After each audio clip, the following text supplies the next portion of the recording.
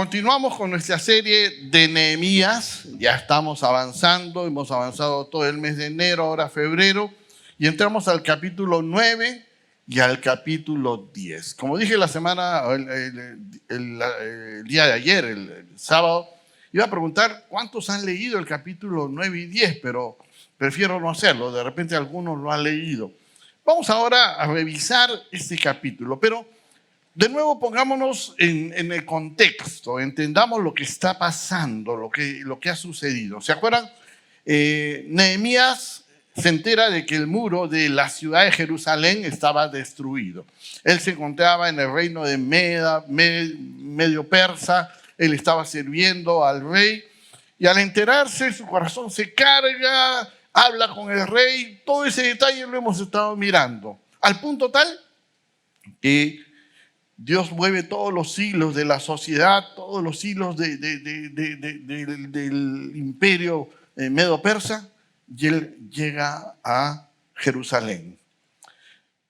El muro había estado destruido aproximadamente más de 100 años. El muro había caído, la ciudad estaba abandonada, incluso había sido un lugar de desastre, un lugar de abandono, y se habían constituido algunas familias a vivir.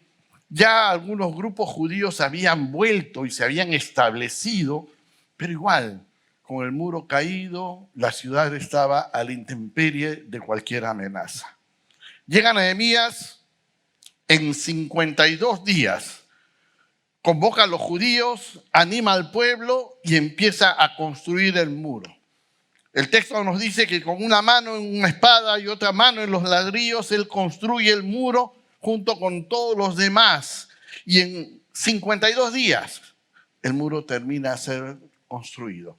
Un muro que había estado destruido más de 100 años, ahora estaba ya de nuevo estable.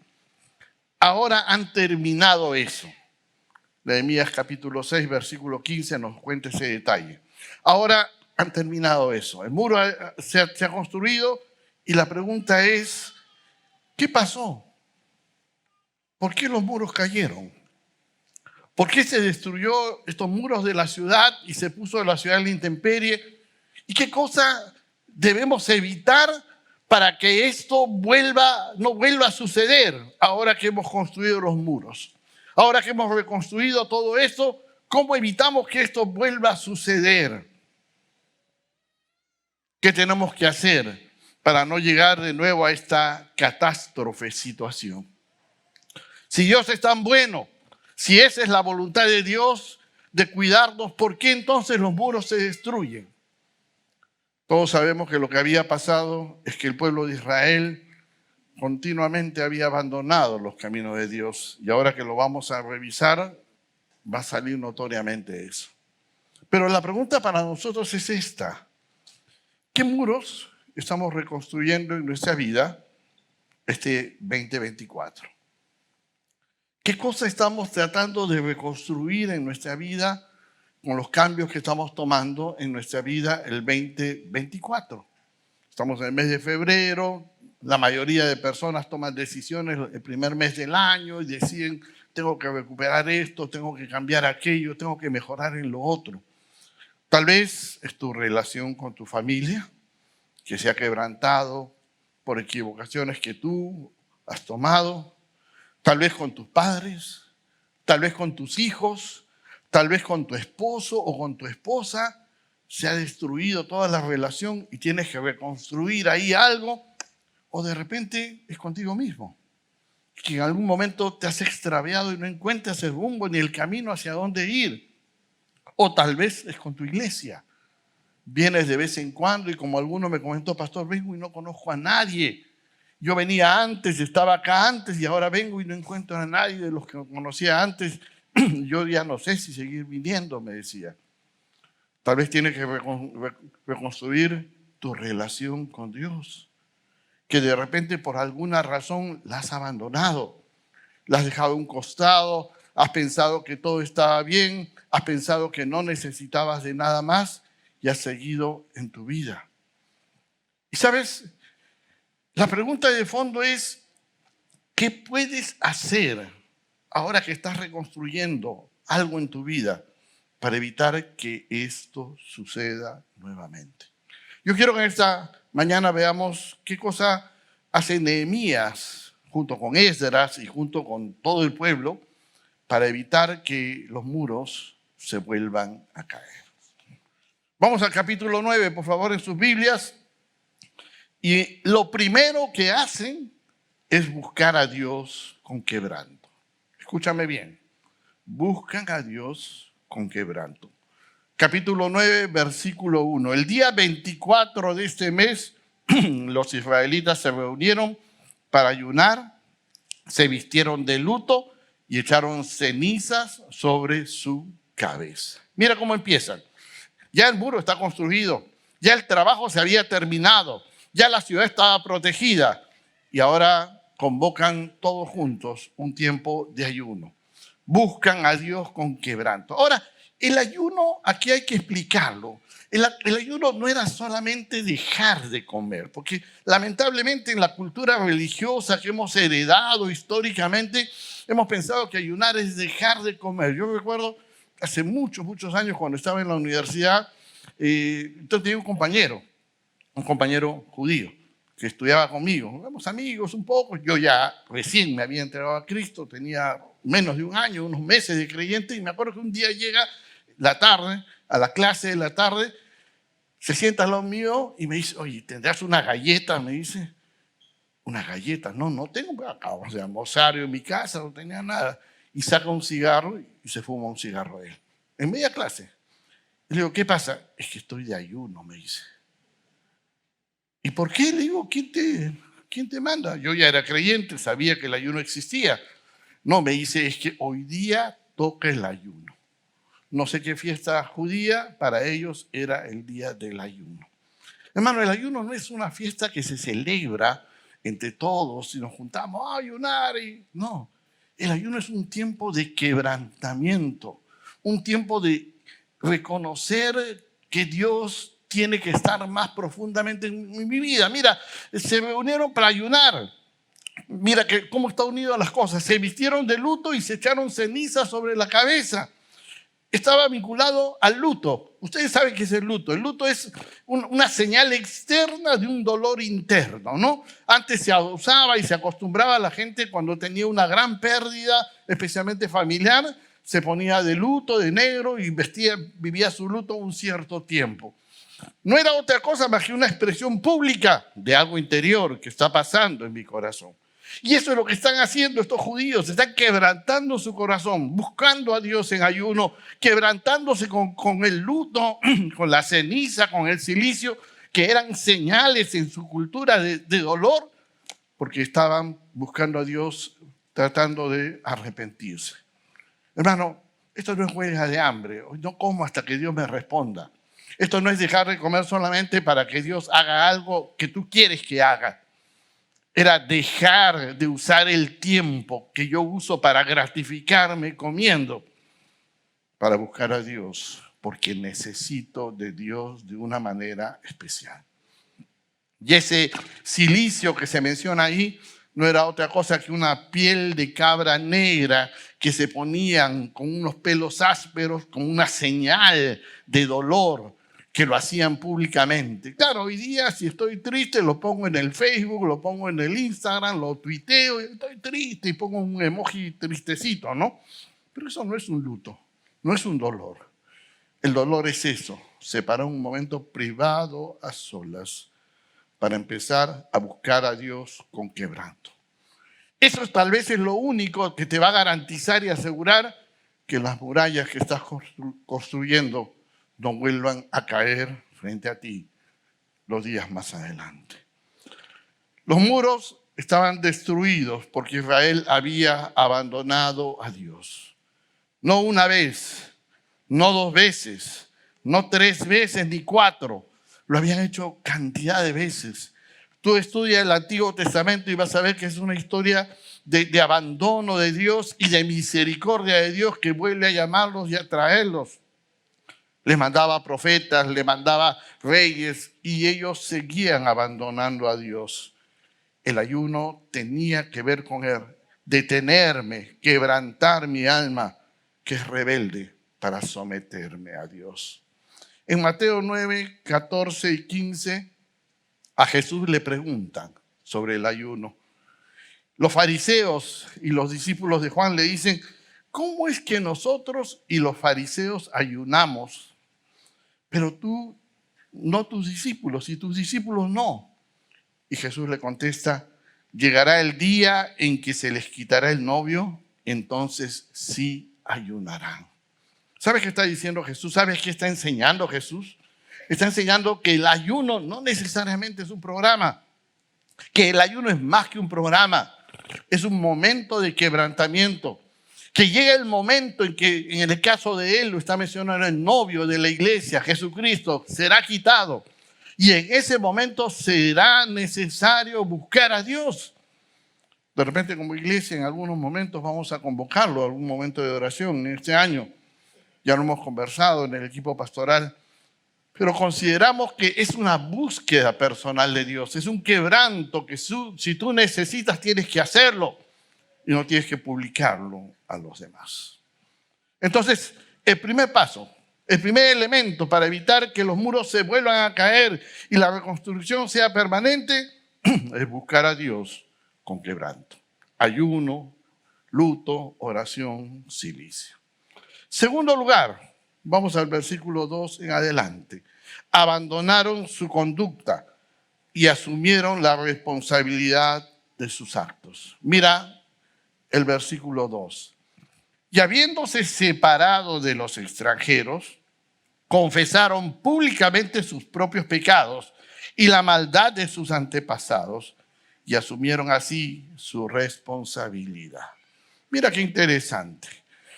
El segundo paso para que esta reconstrucción quede permanente es la separación. Dice ahí la primera parte del versículo 2, habiéndose separado de los extranjeros. Acá hay un detalle interesante que quisiera explicar. La Biblia dice que el pueblo de Israel y ahora nosotros los cristianos somos santos. ¿Sí o no? Lo has leído. Pablo dice carta a los santos, hablando de la iglesia. La palabra santo significa apartado, separado. Pero no habla de separado en el término negativo que casi siempre nosotros tenemos. ¿Qué es el término negativo? Aislarme, alejarme de la gente. Sino significa apartado para un uso especial. Apartado para algo especial. Y obviamente un uso práctico y especial. Y eso es lo que está diciendo el texto. Ahora, ¿qué había pasado? ¿Cuál era el problema? El problema es que los judíos eran el pueblo apartado de Dios, el pueblo elegido, separado, santificado por Dios, pero ellos querían vivir igual que todos los demás pueblos. Los demás pueblos hacían fiesta, ellos querían fiesta. Los demás pueblos comían carne, ellos querían carne. Los demás pueblos tenían reyes, ellos querían reyes. Y siempre ha sido así la historia. Tú lo vas a ver desde que salen en el desierto de Egipto hasta el final, siempre ha sido así. Y en lugar de mantenerse apartados para Dios, ellos habían imitado al mundo. Es por esa razón que acá le dicen alejándose o habiéndose separado de los extranjeros. Porque el problema había sido que los extranjeros, los vecinos, en lugar de recibir la influencia del pueblo de Dios, terminaban influenciando al pueblo de Dios. Y el pueblo de Dios terminaba haciendo lo que los vecinos hacían, adorando ídolos, imágenes, teniendo cultos paganos. Y eso es la historia de Israel. Revisa el libro de los Reyes y vas a encontrar cantidad de historias de ese tipo. Incluso en el templo habían metido ídolos, porque obviamente habían aprendido de los demás dioses, porque querían ser igual que los demás. Y eso nos pasa a nosotros los cristianos, que empezamos a preguntarnos, y pastor, ¿por qué no puedo hacer esto? Y pastor, ¿está mal hacer aquello? Y pastor, ustedes hacen esto, hacen otro. Yo recuerdo la primera vez que yo le dije a alguien que era creyente, me dijo, tú eres de los que no toman, no fuman, no bailan, ¿no? Yo le digo, ¿y quién te ha dicho? A mí en la iglesia nadie me dijo eso. Yo llegué a la iglesia y nadie me dijo, ahora que llegas, ahora que te bautizas, toma esta lista, esto no se hace. ¿A ustedes le han dado eso? No, nadie.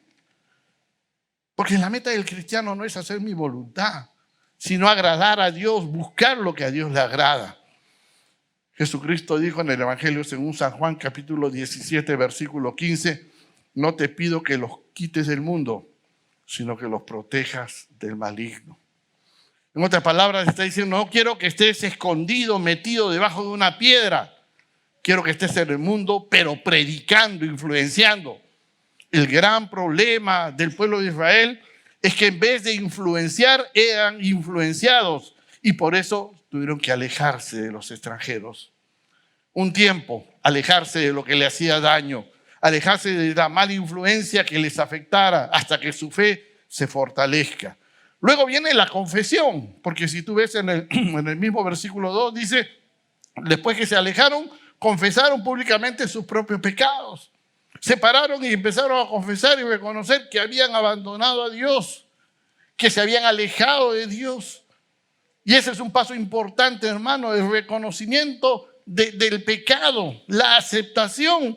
Mira más adelante en el versículo 13, en la primera frase, y asumieron así su responsabilidad, es decir, asumieron que se habían equivocado y las consecuencias de esa equivocación. No estaban quejándose diciendo, ay, ¿cómo Dios permite que yo sufra? Ellos estaban asumiendo que ese sufrimiento, esa cautividad, ese dolor que estaban teniendo era consecuencia de su propia rebeldía, de su propio abandono, de su propio pecado. Mateo capítulo 8, versículo 34, Jesús le dice, si alguien quiere ser mi discípulo, que se niegue a sí mismo, tome su cruz y me siga. Hermano, el cristianismo no es un Disneylandia de los domingos, donde vienes y ves las cosas bonitas, los hermanos que alaban, la prédica hermosa, la academia bíblica, los niños. El cristianismo es buscar hacer la voluntad de Dios, es buscar agradar a Dios, es vivir una vida auténtica de fe, de confianza a Dios, que no se vive dentro de un templo, sino que se vive afuera, en la calle. El día lunes, el día martes, el día miércoles, todos los días de la semana. Y claro, venimos el domingo a gozarnos en el Señor. Venimos el domingo a alimentarnos y a fortalecernos. Pero el cristianismo implica negarse a sí mismo, negar a los propios deseos, a mi propia voluntad, a lo que a mí me agrada, a lo que a mí me atrae, a lo que a mí me parece bello, bonito, y buscar lo que Dios quiere para mi vida. Y el gran problema del cristianismo de hoy es que se ha vuelto muy cómodo. Y si no hay comodidad, entonces hay dolor y sufrimiento. Y si no hay comodidad, entonces busco un lugar donde esté más cómodo. Si me exigen mucho, no. Si me piden compromiso, tampoco. Simple y llanamente donde yo me sienta más cómodo. Tercer lugar, tercer elemento. Dijimos el primero, buscar a Dios con quebranto. El segundo, abandonar su conducta, asumir su responsabilidad. Y el tercero es lo siguiente. Buscaron en la palabra de Dios todo lo que Dios había hecho por ellos. Mira el versículo 3 al final y el 4. Dice, versículo 3, y asumieron así su responsabilidad. Y durante 3 horas leyeron el libro de la ley del Señor su Dios, y en las 3 horas siguientes le confesaron sus pecados y lo adoraron. Luego los levitas, Jesúa, Bani, Caniel, Sabnías, Buni, Serebías, Bani, Kenani, subieron a la plataforma y en alta voz invocaron el nombre de su Dios. Mira qué pasó ahí. Ellos empiezan a abrir las escrituras y empiezan a leer. Pero ojo, detente un instante porque esto tiene un sentido. No era leer la Biblia o leer las escrituras por leerlo. Ellos empezaron a leer todo lo que Dios había hecho por ellos durante todos los siglos pasados. Eso está desde el versículo siguiente, 5, hasta el final, hasta el versículo 36. Por ejemplo, versículo 7 y 8, escogiste a Abraham, dice, y le prometiste descendencia y cumpliste tu palabra. Versículo 9 dice, en Egipto los salvaste con maravillas, le diste juicios rectos y leyes. Versículo 13. El versículo 16 dice, pero nuestros padres fueron altivos y no quisieron obedecer. Es decir, hacen una lista de todo lo que Dios había hecho por ellos. Y no todo, la gran mayoría, las cosas más notorias. Y también de los fracasos que habían tenido dramáticamente. Si tú vas al final del capítulo 9, unas páginas más adelante, mira el versículo 36 en adelante. Dice, por eso ahora somos esclavos, esclavos en la tierra que les diste a nuestros padres para que gozamos sus frutos. Están reconociendo y aceptando que esa situación de desastre, esos muros caídos, que esa desgracia institucional que había tenido esa ciudad, era culpa de ellos. Porque se habían rebelado una y otra y otra y otra y otra vez a lo que Dios les había dicho. Ahora pongamos freno y detengámonos un instante. ¿Tú te has puesto a pensar qué cosa ha hecho Dios por ti? ¿Te has puesto a pensar qué es todo lo que Dios ha hecho por ti? Yo no sé cuántos años de creyente tienes. Si tienes 1, 2, 10, 15, 20. Yo tengo un montón de años. Cuando yo empecé a estudiar este pasaje, me puse a examinar todo lo que Dios ha hecho en mi vida. Déjame decirte que yo perdí la cuenta de las grandes maravillas que ha hecho Dios en mi vida, en mi familia, con mis padres, con mis hermanos, con mi esposa, con mis hijas, y lo que Dios está haciendo y que sigue haciendo. El solo hecho de estar acá presente, hermano, ¿sabes qué es un milagro de Dios? La misericordia de Dios en cada uno de nosotros. El hecho que tú estés acá es parte de un regalo maravilloso de Dios que se está permitiendo escuchar su palabra. Y ellos empiezan a investigar y darse cuenta, Señor, hemos fallado. Mira en la historia cuántas veces tú has sido fiel y nosotros hemos sido infieles. Cuántas veces tú nos has salvado y nosotros nos hemos metido en problemas. Por eso al final dicen, por eso somos esclavos. Por eso estamos con las murallas destruidas. Por eso estamos en las consecuencias de nuestro pecado y nuestro fracaso. Fíjate que al punto tal que después de leer la palabra 3 horas, dice el versículo 4 que hemos leído, luego subieron a la plataforma y en voz alta, a gritos, invocaron el nombre de Dios. Porque estaban aceptando y reconociendo que Dios era importante para sus vidas. Hermano, creo que ahí hay algo que tenemos que rescatar. Yo no te estoy diciendo que te pares y empieces a gritar en medio del templo. Pero lo que te quiero decir es que seas sensible a entender la mano de Dios en tu vida todos estos años que tú le has entregado a tu corazón. Cómo Él te ha cuidado, te ha dado vida, salud, protección, ánimo, trabajo, una familia, una iglesia, toda una vida, un propósito para vivir, un sentido para seguir en los caminos de Dios. Mi hermano, eso a veces no lo valoramos. Y por eso las murallas están destruidas. Por eso a veces se nos desarma la vida. Por eso a veces rompemos nuestra familia, rompemos nuestras relaciones con otros porque no valoramos lo que Dios nos ha dado, lo que Dios ha hecho por cada uno de nosotros. Yo quiero que te detengas y pienses qué ha hecho y qué está haciendo ahora por ti. Llego a la última parte, la parte final.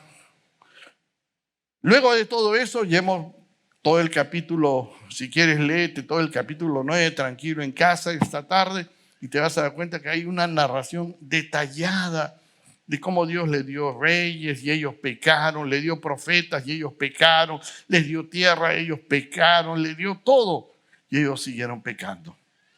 Pero hay un paso más. Hemos hablado de quebrantamiento, hemos hablado de reconocimiento, hemos hablado de recordar lo que Dios ha hecho, pero hay un paso más, que es un compromiso con Dios. Hicieron un compromiso con Dios. Mira en el capítulo 9 todavía, el último versículo del capítulo 9, el versículo 38. Por eso, dicen, por todo esto que hemos pasado, dice, hacemos este pacto y lo ponemos por escrito, firmado por nuestros gobernantes, levitas y sacerdotes. O sea, como consecuencia de todo este recordar, este ayuno, este arrepentirnos, confesión, como consecuencia de todo eso, eso no se queda en el aire. Vamos a ponerlo en blanco y negro. Vamos a ponerlo en algo objetivo. Vamos a hacer un nuevo pacto con Dios. ¿Qué cosa es el nuevo pacto? Es ponerse nuevamente de acuerdo con Dios. Y sabes, déjame decirte que Dios es tan bueno y tan misericordioso que Él está con los brazos abiertos, dispuesto a recibirlos. Por eso les daba una y otra oportunidad. Porque Dios no es malo y no es ese Dios malvado que está buscando en castigar a la gente, sino la Biblia dice que es grande en misericordia, que es un Dios perdonador, un Dios que ama profundamente. Y entonces ellos establecen un nuevo pacto. Y entonces se comprometen a varias cosas. Y entre esas varias cosas que se comprometen, miren 3 aspectos. Que tienen que ver con un cambio de conducta profunda. Es decir, no es que ya, mira, me sentí triste, recordé lo que Dios ha hecho, ayuné, oré, sino que ahora hago un nuevo pacto. Y ese nuevo pacto es un nuevo inicio, un cambio de vida, un cambio de conducta, algo que cambia en mi vida. Capítulo 10, versículo 31. Yo estoy resumiendo, no puedo irme a los detalles. Mira el capítulo 10, versículo 31. También prometimos que si la gente del país vendría el sábado o en cualquier otro día de fiesta a vender mercancías o alguna clase de víveres, nosotros no le compraríamos nada. ¿Sabes cuál había sido el problema? Que Dios le había dicho, mira, ustedes tienen todos los días para trabajar, menos el sábado, el día de reposo. Ese día es para mí. Yo les voy a dar todo, le dice Dios. Pero el sábado, vengan al templo, alaben, estén conmigo. Incluso Él en algún momento les había dado alimento de sobra, como para que puedan venir y estar ese día descansando. Pero no, los judíos eran judíos, pues sí, como a todo buen judío les gusta el negocio, ¿no? Los peruanos somos medio judíos, ¿eh? Nos gusta el negocio, ¿sí o no? Ahí dice, sí, hasta el domingo negociamos. Claro. El compromiso es a obedecer la palabra de Dios, la ley de Dios. Y Él les está diciendo eso. ¿Sabes qué? Comprométanse a obedecer la palabra de Dios, a corregir tu camino, a cambiar tu conducta, a vivir de una manera diferente de la manera en que agrada a Dios. Y ahí está el problema. Porque en realidad yo puedo decir, yo amo a Dios, pero mi conducta puede decir todo lo contrario. Yo puedo decir, yo amo a Dios, yo vengo a la iglesia, pero mi conducta puede ir en contra de todo eso. Y puede ir en contra de todo eso. ¿Te acuerdas? El Señor Jesús dijo, si ustedes me aman, guarden mis mandamientos. No le dijo otra cosa. Si ustedes me aman, guarden mis mandamientos, obedezcan mi palabra, nada más. Y claro, tú obedeces la palabra cuando amas más profundamente a Dios. Le piden obediencia a la palabra de Dios, obediencia a los estatutos, a las reglas y a las normas. Y le pide amor a Dios y a sus cosas. Vamos al final, al versículo 39, final del capítulo 10. Dice que los israelitas y los levitas llevarán las ofrendas del trigo, del vino, del aceite a los almacenes donde se guardaban los utensilios sagrados, donde permanecen los sacerdotes, los porteros, los cantores, todo cuanto está al servicio. De este modo nos comprometimos a no descuidar el templo de nuestro Dios. Mira, ellos firmaron un nuevo pacto hicieron un nuevo compromiso, lo hicieron por escrito incluso, y en ese compromiso a cambiar la conducta, a obedecer a Dios y a cuidar el templo de Dios. Porque el templo ellos lo tenían que sostener. Ahora, hermano, escucha un ratito. Yo no te estoy hablando como cristiano de ese templo. Ahora, para ti y para mí, el templo no es esto. Este es un auditorio. Gracias a Dios lo tenemos por la misericordia de Dios. Dios no habita en este lugar. ¿Dónde habita Dios? ¿Te acuerdas? En el corazón. La Biblia dice que nosotros somos el templo del Dios viviente. Y lo que Dios está queriendo es que aprendamos a cuidar nuestra relación personal profunda con Dios. Que aprendamos a amar a Dios y a sus cosas y profundizar en esa relación íntima, cercana, propia, personal con Dios. Amar a Dios es cuidar mi relación con Él, cuidar lo que le agrada a Él, para vivir para Él, para estar con Él, para hacer lo que a Él le agrada y no hacer lo que a mí me atrae. Y obviamente ese estilo de vida va a hacer que los muros se mantengan firmes, se mantengan fuertes y no vuelvan a caer como cayeron y tengan que ser reconstruidos. Vuelvo a la pregunta del inicio, porque el tiempo ya me ha ganado. ¿Qué muros estás reconstruyendo este año? ¿O qué muros necesitas reconstruir? Porque de repente todavía ni siquiera has empezado. ¿Qué cambios necesitas hacer? ¿Qué cosas necesitas restablecer para que funcione y sea diferente? Tal vez tú me dirás, yo lo he intentado, pastor, tantas y tantas veces que ya no sé si tengo que seguir intentándolo. El gran problema es que lo intentas a tu manera y no lo estás intentando a la manera de Dios. Hermano, el cristianismo, hemos dicho, no es un viaje de vacaciones, es una entrega, un negarse a sí mismo. El cristianismo es una relación personal con Dios que se expresa en un cambio de vida, en algo que Dios hace en tu vida de manera diferente. Y tu vida cambia. Tú te vuelves un hombre y una mujer diferente como consecuencia de la presencia de Dios por su Espíritu Santo en tu vida. Y como esa consecuencia coherente en tu alma y tu vida, que tú mantienes una relación con Dios, esas cosas cosas viejas empiezan a pasar y tu vida empieza a ser una vida nueva. Vamos al último versículo, Mateo 7, versículo 16. Jesús está hablando y Él dice, por sus frutos los conocerán. Sencillo, un pasaje simple, no necesita una exégesis, no hay que ir al griego, al hebreo, no hay que analizar. Dice, por sus frutos lo conocerán. ¿Acaso se recogen uvas de los espinos o higos de los cardos? ¿Qué fruto estás dando en tu vida? ¿El fruto de un hijo de Dios? ¿Qué fruto dan tus labios? ¿Qué fruto da tu carácter, tu conducta, la forma en que negocias, la forma en que manejas tu hogar, la forma en que tratas a tu esposo o a tu esposa, cómo tratas a tus hijos, cómo te conduces manejando la calle? ¿Qué fruto da tu vida? Si hay que reconstruir algo, hermano, definitivamente es nuestra relación con Dios.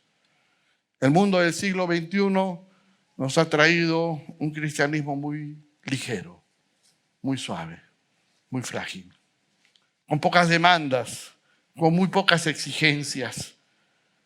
El cristianismo verdadero implica morir a uno mismo y entregarse, rendirse a que Dios haga su voluntad en nuestras vidas.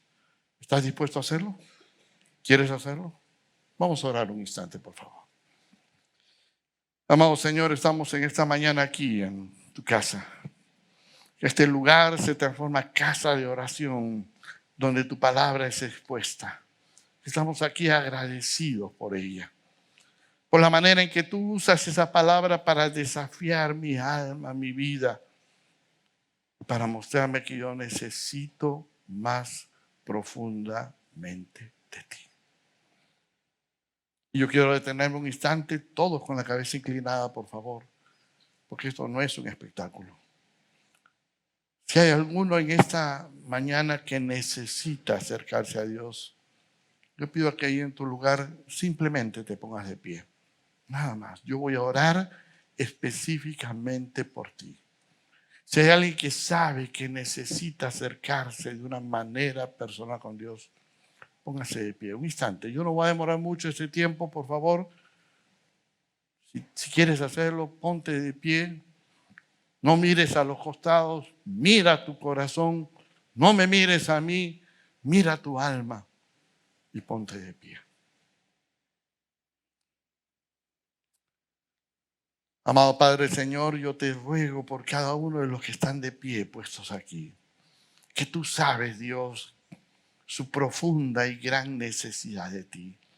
Bendíceles con tu presencia en su vida y permite que la decisión que están tomando en este momento de reconstruir, de reempezar, sea firme en los caminos de Dios. Oro por la iglesia, oro por cada uno de nosotros en nuestra gran y profunda necesidad. Que nos permitas, Señor, vivir una vida profunda en ti. Que aprender a negar nuestra propia necesidad y rendirnos plenamente a ti. Nos ponemos en tus manos, tomamos asiento en el nombre de Jesús. Amén.